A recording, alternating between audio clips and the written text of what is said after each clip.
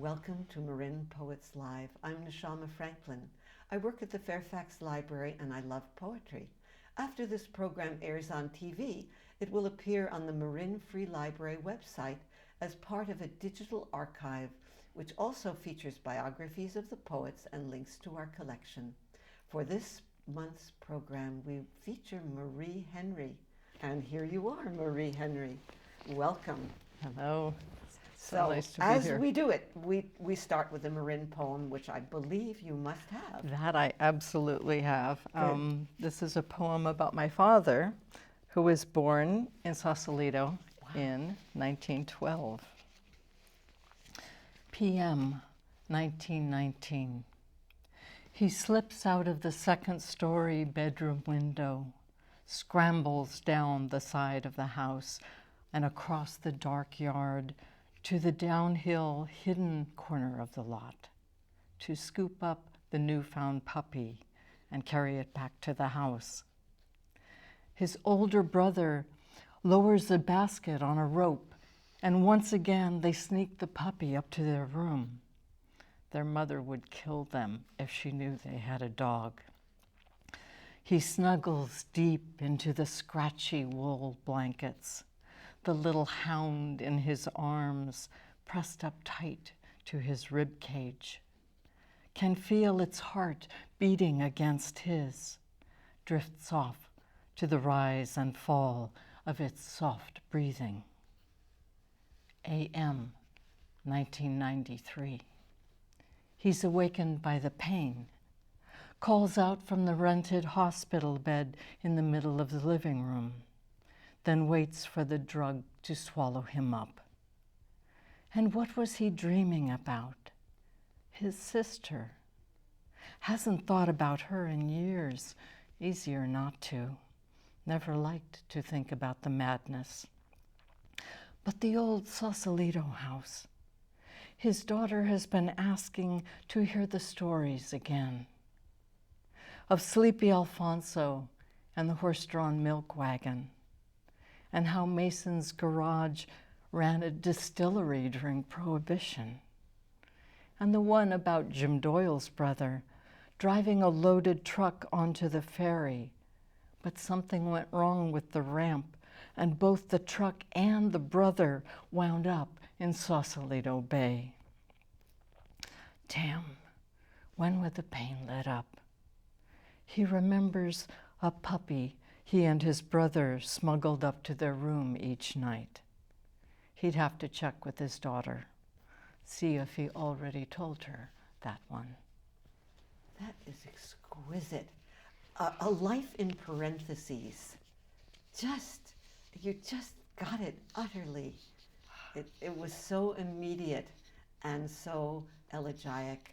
And there were so many that, like, the madness of the sister, that just slips in and slips out. I don't need to know more, but it adds a kind of spice to something that might be a little sentimental. But it's not, because the life has all this stuff in it. Cuddly puppy and adventure and pain. That's lovely. Thank you very much. Thank you. The next one. Okay. Somebody asked me once, what do you do between poems? And it led to this. Between poems. She asks me not about the poems, but about what I do in the space between poems, as if it counted, as if there were some kind of life outside the words. And all I can think is, that's when I inhale.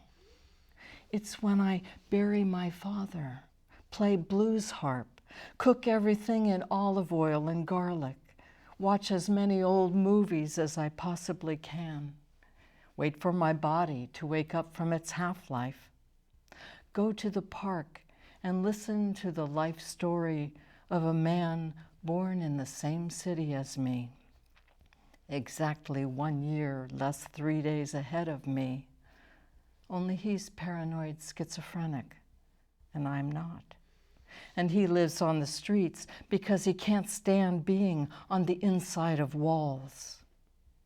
That's what I do between poems. I keep inhaling until I can't hold it anymore. Oh, yes. And so we get to know you, and that's delicious. And from the exhalation comes the poetry. Yes. That's astonishing. That's to where the think of it poetry that way. comes from. Yes. Yes. Yes. And I'm so glad she asked that question. I am too. Well, I love writing with humor, and I also love writing about food. And more than once, they've come together in the same poem. The Beeper. 1. Your beep alert haunts me. It goes off in the middle of dinner at an Italian restaurant. I wrap it up in my cannelloni and spoon white wine sauce over it while you go off in search of a telephone. Your answering service says you're to call the hospital. The hospital says you're to call your answering service. Back at the table, you ferret out the hidden beeper with your fork. I knock over my glass of wine to distract you, a Valpolicella 1969. When you reach for the bottle to refill my glass, I grab your beeper and spread butter all over it, then hide it inside a loaf of bread. The waiter clears the table. I am feeling smug as I raise my wine glass in a toast. The waiter brings dessert. Your beeper has made its way back to the table, stuffed inside a cannoli and covered with cream filling. I knock over my wine glass. There is no wine left in the bottle. 2. Your beep alert plagues me. It goes off in the middle of the Golden Gate Bridge. I threaten it with premature death. It pleads. It's afraid of heights. A struggle ensues. Your beeper flies out the car window. I am feeling smug as we wind our way along the coast road. The sun splashes onto the mountainside, and there is no sound in the wind. We return to the city at sunset. Outside your front door, your beeper waits for you. It hitched a ride back on a motorcycle. Your answering service has been trying to get a hold of you. 3. I think about getting your beeper together with the fasten seatbelt buzzer in your car. I think about them shorting each other out. But your beeper is intent on winning. You carry it on your hip like a gun, and it shoots me every time it goes off. Wow, that is such a wonderfully playful exercise of imagination and making things work. I mean, poetry helps us make the impossible life work, I believe, and you have done it right there. You know, what do you do with something that makes you crazy? You transform it. Well, that's what I think, that every life experience, it's material. Oh, yes. So, yeah. Right. Yard goods for poetry, streaming past us. What's next? Edge. At the neurological surgeon's office, where both doctors double as authors of genre fiction, their books prominently displayed in the waiting room with its grand view of San Francisco facing west. So you feel if you could just reach out the window into the afternoon sun, or fog if it's winter in July, you could ride a riptide off the edge of the Pacific Rim. The office where the walrus mustachioed physician's assistant specializing in sacroiliac joint dysfunction handed me a prescription for pain, hire a maid. Keely, the young receptionist, named by her jazz-loving parents after Keely Smith, which jolts me back to watching Louis Prima on the 1950s Magnavox TV, though at the time I barely noticed him. found my new-to-television eyes fixated on her and those dark bangs and that face that never cracked a smile. In the office, the young Keeley tries to explain, without actually apologizing, why I'm having to wait so long for my appointment. It's not usually like this around here, she tells me, but we all had weird dreams last night. When I visit my mother, just turned 88, I have to wake her from the screams that rise out of her nightmares. Someone is always chasing her through all the decades of her life. I have given up on dreams, even sleep. The clock ticks on, so just when I'm ready to search for rest, the family downstairs starts running their morning shower, and the traffic outside rumbles loudly into a day whose preceding night I haven't yet started. My mother once told me her grandmother from Sweden was afraid of heights, not because she might fall, but because even though she was a teasing, fun-loving woman, happy all her long life, she was afraid if she got too close to the edge, she'd be unable to resist the urge to jump.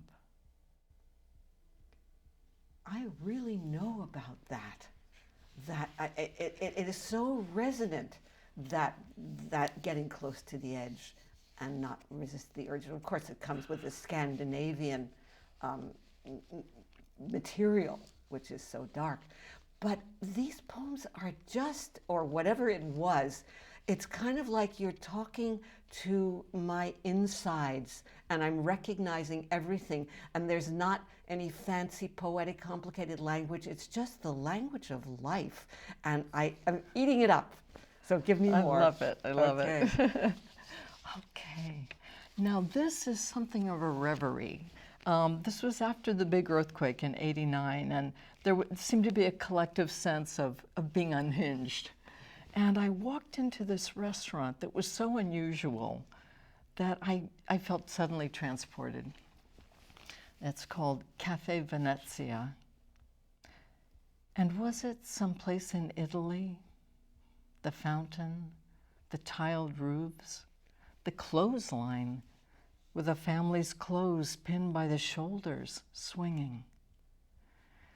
That crazy Irishman keeps dropping in on my dreams. Or was it the Greek fisherman who wrote poems on the tablecloth? I wait for the waiter to slip a message under the bed of lettuce. His girlfriend sits at the table next to me. She is so beautiful, I want to touch her face. And I want to go swimming in that fountain there. Or was it my father and the Sausalito fountain he swam in as a child? The time I might have drowned had nothing to do with the water, but the cold. I need you to know this. I will always be a swimmer, even though I can no longer swim. Outside, cars speed by, spewing exhaust. Something was happening this morning, people yelling at each other 1, 2, 3 times within 2 blocks. Now a street person is God blessing me. He thinks I already gave him money. Lately, I am forgetting how to walk, forgetting how to move through the day. My body cannot hold itself up anymore. If I returned to Italy, I could swing in the breeze on the clothesline between my grandmother's nightgown and my great-grandfather's socks, swing from clothespins against a cloudless Mediterranean sky. Wow. I have been to Cafe Venezia. Does it even exist anymore? It moved to another location and lost all its charm, and I don't know. But how you leapt from that restaurant into both the hugeness of life and the shrinking of life, you know, almost in the same breath. It amazes me. And the weirdness of real life, which is almost weirder than your dreams. You know, the man who blesses you, who thinks that you've given him money even though you haven't. I mean, it shows the intersections are getting very, very muddled and very, very interesting, are they not? Yes, and this was the difficulty I was starting to have with walking. This was, at this point I had, was already sick. It took another 20, 30 years to find out that I had Lyme disease. So it was a long time in coming, but... we have, by the way, 10 minutes. I just want to make sure that you get in the poems that you want. But are you going to reassure me a little that once you discovered what it was, there were ways of... I've been treating it. I'm currently, I'm not finished yet. No, I know, but I noticed you are walking. I just want to reassure the watchers that you are, you know, you have turned in the other direction. Yes. Good. Yes. Okay. What's next? This is a prose poem that harkens back to a San Francisco flat that I shared with fellow artists. Leaving messages. She wrote a note on the chalkboard underneath, "Phil, call your cousin Judy in Arizona." "Kirk," she wrote, stopped a moment, then continued. "There is nothing left but the dark, and the stars that spin in the night, the ones you called by name, and the crocus blooming in that planter box you built on the sun porch. This morning there was a rainbow in the west beyond the hills. The halls grow long and silent. Winter has been harsh. When the pipes above the ceiling burst, there was a rainforest in the kitchen. You could have painted birds and set them loose there, dug up seashells buried under the linoleum. Every day we wait for the sun to come, and the blonde, blue-eyed boys I pass on the street catch the moon in their eyes. It was a year ago today that you died, and I wonder why you stopped leaving messages on the chalkboard." Exquisite. Now, was those actual words on the chalkboard? Are you quoting her, those very poetic words at the very beginning, or you use only the part that says, "Phil, call your cousin Judy in Arizona." Okay, that's great. That's great.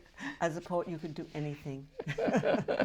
Just about 7 minutes. I just want to make sure you get in all the stuff you want to get in. A few short ones. Okay. Ill wind. She said when the war broke out, her mother got so depressed, all she could do was listen to Billie Holiday. She pulls her favorite black disc from its torn paper sleeve, lowers the needle, Billie's voice spinning a sad blue world. This ill wind, smell of gunpowder and burning cities mingled with gardenia. And of course, it's Strange Fruit that she's singing, is she not? Strange but I just want to harken back to the poem before. You can make calamity joyful. Say no. Another poem, please. This is a quirky one. Beckett Street. Yes, well, yes, this then could be him, yes, but no, it seems, not yet, not here yet. So where is he? Stuck in traffic? Moved to another country? Lying on the bottom of a pool somewhere? Not here yet. Only me, or am I? Here or there, perhaps. Total Beckett Street. Yes, indeed. I wrote this and didn't have a title for it, and when I finally came up with Beckett's, seemed like everything came Yes. into perspective. Yes. Right there. Yes. Okay. This is my last poem. Oh, well, give me the last poem, and then maybe we'll Okay. wiggle out another. Okay. What Mia tells me on my birthday. Mia says her idea of a good time has changed as she's gotten older. She no longer dreams about going out dancing all night. Holes in her shoes as she'd find her way home beneath tree branches and stars. She can dance at home in her studio apartment whenever she wants. Now, she says, nothing excites her more than a trip to the produce market. Her canvas satchel brimming with vegetables fresh and green, the season's sweet harvest singing as her long legs carry her home. That is very beautiful. It's a kind of an anthem to age.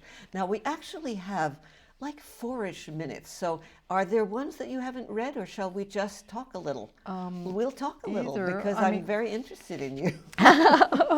So were you born in Sausalito? Did you lived here all this time? No, not at all. I was born in San Francisco. Okay. And born in the city of St. Francis on the Feast of St. Francis. Okay.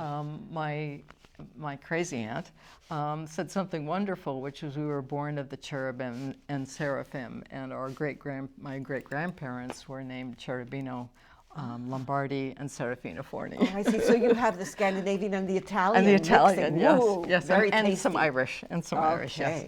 And grew up down the peninsula, and then came back here in the last 25 years or so. Right. So you really are a Northern California person. Northern California. And not much of a traveler, except in your mind. I did spend a year after grad school at San Francisco State. And I lived back in San Francisco for a few decades. Yeah. I spent a year backpacking through Europe. Oh, wow. Which was one of the best things I ever did. That's great. That's great. Did poems arise from that? Oh, yes. I bet. Yes. And when did you know you were a poet? I don't know. I know that I wrote little poems when I was younger, but I remember in junior year in high school, we were given books for the year, and there was one on creative writing. And for some reason, it made me very scared. And then as soon as we started that course, and the first thing, I wrote little, fun personal essays, and I wrote something funny, and I just knew I was hooked. That's great. Were you able to incorporate this writing joy in your, the life of, the ordinary life? Did you have jobs that you wrote with?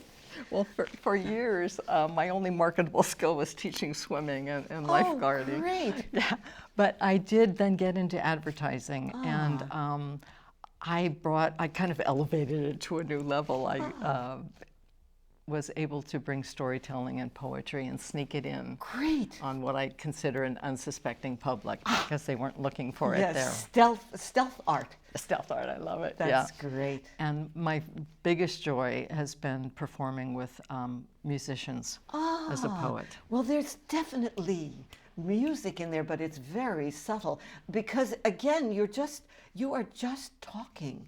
I mean, that's what it feels like to me. It's the best conversation.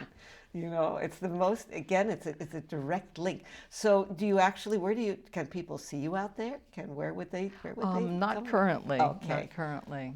But they were jazz musicians. I mean, there's a great... Well, different kinds. There was a jazz musician who was wonderful, who sadly is no longer with us, John Green, played clarinet, bass clarinet, and saxophone. Whoa. And my friend Diana Stork, who's an amazing harpist. Yeah, I know that name. Yes. Well, now we've gobbled up our biographical time. It's been such a pleasure. Thank you so much. And thank you, Neshama. It's been a joy.